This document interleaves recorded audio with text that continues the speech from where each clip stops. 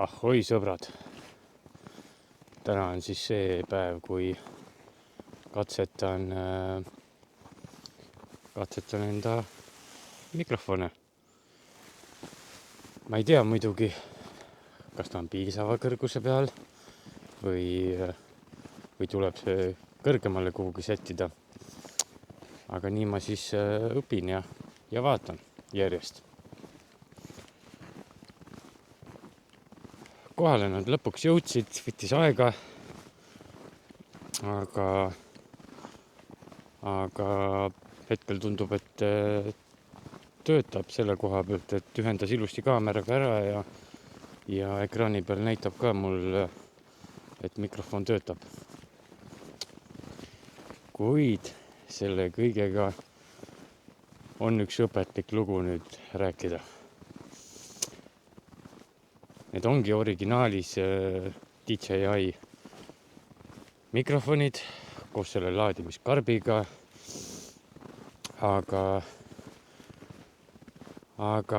ostsin need poole kallimalt, kui neid siin Eestis müüakse. Nagu me viimasel ajal kõik oleme seda demo usku, siis tellime päris palju kraami sealt, kõik tundubki üliodav. Ja neid ka mikrofone müüdi ka demos 145 €. Tegin tellimuse ära ja vaatasin, see on nii odav ju, et kindlasti nad on kallimad. Aga ma ei teinud selles osas kodutööd ära. Ja kui ma peale ostu sooritamist rääkisin nii-öelda sõpradega, kellega me Palajärvelgi olime koos, kellel on juba need mikrofonid olemas paljudel, siis selgus kurb tõsiasi, et Eestist need oleks saanud tavahinnaga 99 €. Ehk siis ma ostsin topelt hinnaga. See on üks hästi huvitav mõtlema panev koht nüüd, et tuleb natuke kodutööd teha, kui midagi kallimat võib-olla ostma hakkad läbi demo, sest see kõik on viinud ka ühe teise toote nii-öelda märkamiseni, mida müüakse nii siin nii-öelda lätlaste e-pood peaks olema see Vidal XL. Demos müüakse ka neil müüdavaid telke ja demos on need telgid ka topelt hinnaga. Et kindlasti tehke kodutööd enne, kui midagi sellist ostma hakkate, et juhuslikult sattusin nende telkide juurde ja meenus, et ma olen varem neid telke kuskil mujal näinud ja hakkasin kuurima ja sellest see avastus tuligi. Aga sel teemal ma rohkem peatuma nüüd ei hakka. Liigun jälle Lekkeplatsi suunas. Vahepeal olid ilmad päris krõbedad ikka. Täna täitsa tõmbas õnneks tagasi ja võib-olla sellepärast ei olegi niimoodi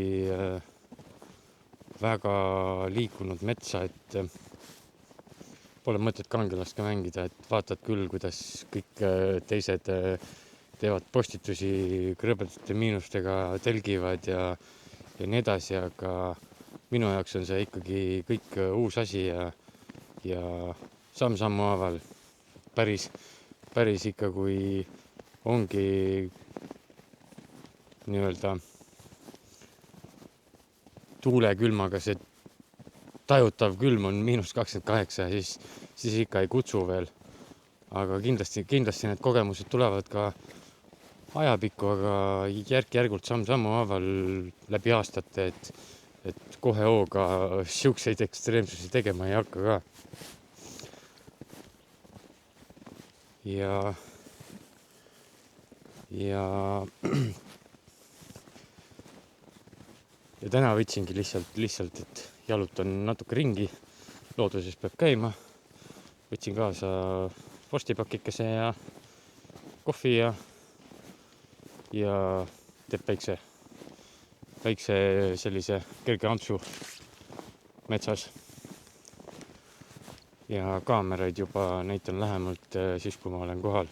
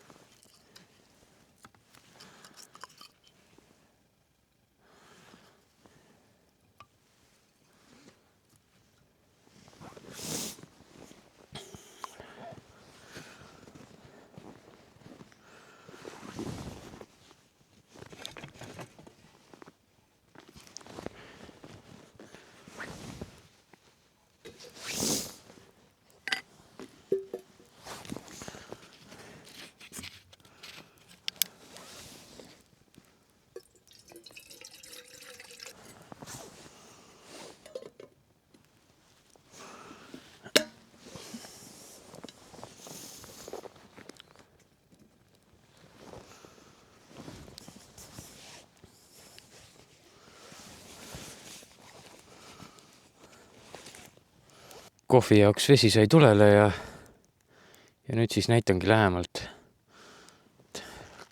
Sellises kotikeses on kaamera komplekt, kaasas laadimisjuhe ja siis ka muude seadmete jaoks juhe ja tagavara sellised karvatuustid, mis siis idee poolest peaks selle tuulepragina ära võtma. Neid on 2 komplekti, hallid ja mustad. Hallid ma panin juba kaamera külge. Ja siis selline kart on. Ühe käega on veidi jama toimetada, aga sain lahti. Praegu on üks mikrofon küljes, sellepärast siin on ainult üks sees. Ja kõik on selline magnetiga ühendatud mikrofon ühel pool ja teisel pool. Ja siis on sellised vahepealsed seadmed. Kui ma nüüd õieti aru sain juhendi järgi, siis need keskel olevad 2 asja, see suurem aparaat ja see USB-C otsaga seade on mõeldud selle jaoks, et kui tahad telefoniga ühendada või siis mõne teise firma kaameraga. Aga minu kaamera on DJI nagu need mikrofonid, siis saan ma need otse ühendada ära ja mul neid keskmiseid osasid vaja ei olegi. Aga kuna nad siin laadimiskarbis on, siis las nad siin olla. Võib-olla tulevikus on vaja, kes teab. Ja nüüd ma teen ühe paranduse ka. Kui ma alguses ütlesin, et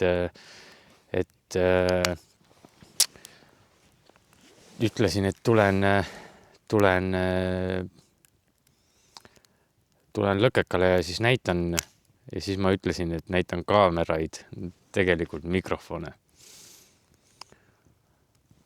Aga nüüd ei olegi nagu rohkem midagi, tuleb kohvivett oodata ja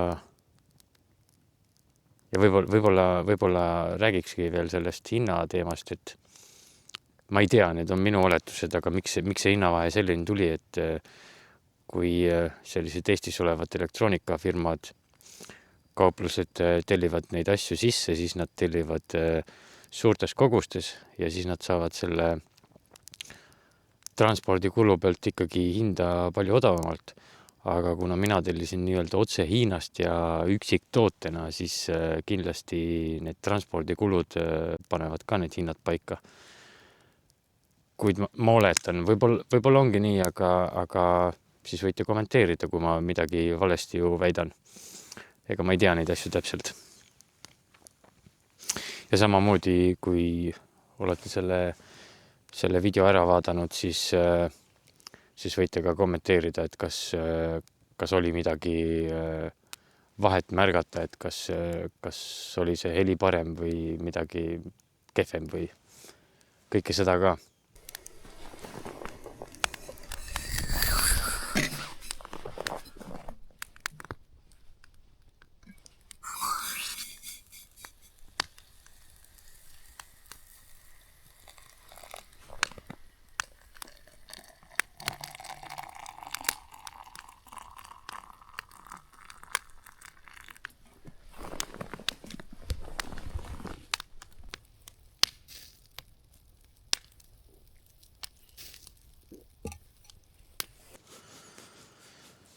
Kerge heine on tehtud, kohe palju värskem olla. Aga ega ma siin väga pikalt midagi ei näitagi, et mis siin ikka seda venivat lõket või söömist näidata, et mina istun siin küll edasi, et lõke veel on täitsa suur, et puid veel on, mida ära põletada. Ja enne ei liigugi siit ära, kui kõik on ilusti ära kustunud, et see on ju kirjutamata reegel, et lahtist tuld järelvalveta ei tohi jätta.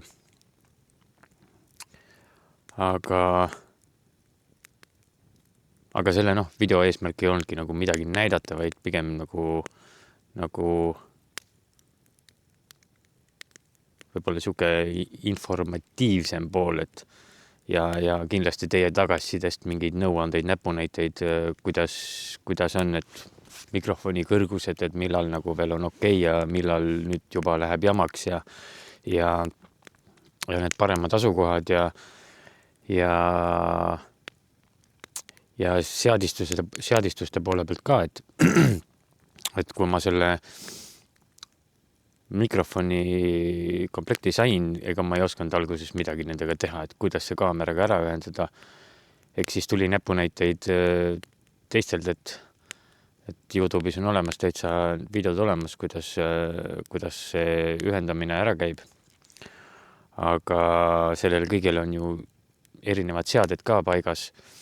Et kui ühendatud sai ja avasin need mikrofoni seaded, siis automaatselt oli seal üks siuke volüümi skaala, mis on 100% nii-öelda. Ja automaatselt oli see 50 peal, aga mina lükkasin ta 100 peale. Võib-olla ma tegin valesti, aga võib-olla oligi see kõige õigem lahendus, et siinkohal kindlasti võite mingit tagasisidet anda, et ikkagi kõik saaks nii, nagu peaks ja võiks ja oleks hea siis lõpuks. Aga siinkohal ma selle videoga nüüd lõpetangi ja täna ma ei oska öelda, millal ma kuhugi järgmine kord lähen, sest et loodus puhkab talvel ja eks mina olen ka selline talvel võib-olla liigun veidi vähem. Võib-olla suvel on aktiivsem, aga kindlasti ma ei lase sellist väga pikka pausi sisse ja ma ei taha ka sellist võtta endale kohustuseks, et ma nüüd pean käima ja tegema nüüd videosid 3 korda kuus või midagi sellist, et see on ikkagi mu hobi ja seda hobi tuleb kirega teha, mitte sunnitud olekus ja kui sellise kohustuseks võtad endale, siis ju kõik see asi muutub kuidagi kommertslikuks ja kaob see võlu ära selle asja juures, mida ma teen. Ja võib-olla seda on ka varasemalt mõnes videos tunda olnud, et kui olengi võtnud endale võib-olla kohustuseks, et teile midagi näidata. Et selle kohta tuligi üks eelmise video all tuligi kommentaar, et vahepeal lähevad asjad natukene lappama, et võib-olla see tulebki sellest sunnitud olukorrast, et võtan endale mingi kohustuse, et asi peab tulema loomulikku teed pidi, et siis, kui tuleb tuju ja tunne ja taha teha, et mitte, et teil oleks midagi kindlasti kogu aeg midagi vaadata. Aga olgu, näeme järgmises.